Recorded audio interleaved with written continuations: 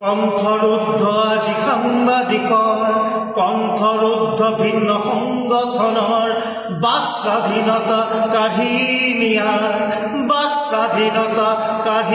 নিয়াৰ চেষ্টা দেখিছো শাসন যন্ত্ৰৰ চেষ্টা দেখিছো আজি শাসন যন্ত্ৰৰ কণ্ঠৰুদ্ধ আজি সাংবাদিকৰ কিন্তু নাই নোৱাৰে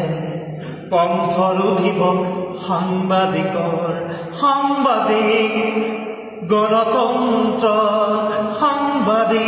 গণতন্ত্ৰৰ চতুৰ্থ